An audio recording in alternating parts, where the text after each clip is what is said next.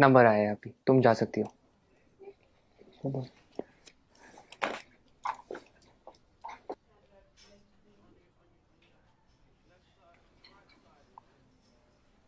आप software engineer हो क्या? आप लोगों ने देश में कितनी तरक्की लाई है, सब कुछ कितना एडवांस हो गया है। थैंक्स। आप लोगों को देख के तो मैं एकदम हैरान हो जाता हूँ। आप कंप्यूटर में अंदर कुछ कोड करते हो और बाहर दुनिया बदल जाती है। इतना आसान नहीं है दोस्त, ये कुछ कोड का काम नहीं है, काफी मेहनत जाती है इसके पीछे। कॉम्प्लिकेटेड है, काफी कॉम्प्लिकेटेड। वाकई, इसीलिए तो आपको इतनी तनख्वाह मिलती होगी ना।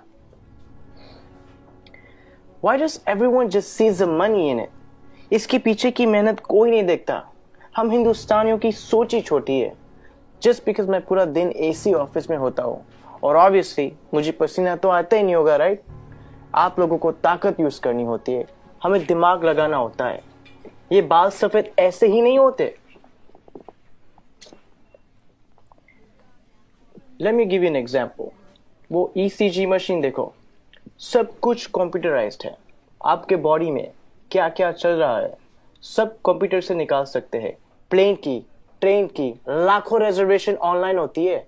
बैंक के ट्रांजैक्शन सब एक सिंगल डेटाबेस में। Data integrity, locking, data security. कुछ आइडिया ये सब डिजाइन करना कितना कॉम्प्लिकेटेड है? और आप कह रहे कि कोडिंग करना आसान है। आप ये सब कोड करना जानते हो? पहले करता था, अब मैं प्रोजेक्ट मैनेजर हूँ, मेरी टीम सब करती है। ओह, तो अब काम आसान हो गया होगा। इस फील्ड में कुछ आसान नहीं है, जितना ऊपर जाओ उतनी ही रिस्पॉन्सिबिलिटी बढ़ती है, काम बढ़ता है, स्ट्रेस बढ़ता है। कोडिंग और डिजाइनिंग ये फिर भी आसान है, लेकिन अब मुझे पूरी टीम संभालनी पड़ती है। 10 लोगों को हर रोज जवाब देना होता है, क्वालिटी मेंटेन करनी होती है। 2 घंटे ईमेल ना चेक करूं तो लोग पैनिक करने लगते हैं। एक साइड से रिजल्ट का प्रेशर होता है और दूसरी साइड को कस्टमर को रिप्लाई करना होता है। रिक्वायरमेंट्स बदलती रहती है और यूजर्स को कुछ और चाहिए होता है, और आपका बॉस कभी सेटिस्फाइड नहीं रहता है। दोस्त, शायद तुम्हें पता नहीं है टेंशन और प्रेशर साथ में हैंडल करना कैसे होता है। मुझे पता है सर, टेंशन और प्रेशर दोनों साथ में हैंडल किया है। 6 साल पहले की बात है। हम लगभग 30 लोग रात के 3 बजे पॉइंट 4875 को कैप्चर करने के लिए बढ़ रहे थे। दुश्मन ऊपर से फायरिंग कर रहा था। अगली गोली किसके नाम पे लिखी थी पता नहीं था। उजाले से पहले हमें वहां पहुंचना था। वक्त काफी कम था हमारे पास। होश तो तब आया जब अगले दिन हम चोटी पर तिरंगा लहरा रहे थे, और तब हम बचे 30 नहीं, 4 लोग थे। आप सुबेदार Sushant from 13 Jammu and Kashmir rifles on duty at peak 4875 in Kargil.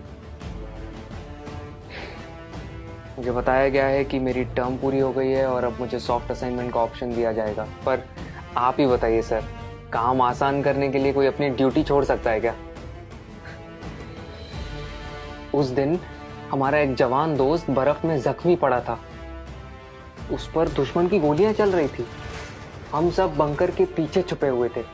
उसे बचाना मेरा कर्तव्य था और मैं उसे बचाने जाने वाला था, मगर मेरे कप्तान ने मना किया और कहा कि तुम नहीं जाओगे। मैंने इस यूनिफॉर्म में सबसे पहली कसम ये ली थी कि देश की सुरक्षा के बाद मेरे आदमियों की सुरक्षा सर्वोपरि है। ये कह के वो खुद चले गए। उस जख्मी जवान को बचाते बचाते हमारे कप्तान शहीद हो गए। उस दिन से जब भी मैं बॉर्डर पर होता हूं, उन गोलियों की आवाज और कप्तान का आखिरी चेहरा मेरे सामने आता है। वो गोलियां शायद मेरे लिए थी।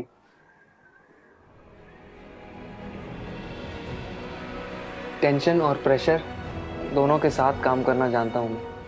Sir, can you please go on? Yeah, sure. It was nice meeting you. Thank you for your service. जय हिंद। जय हिंद।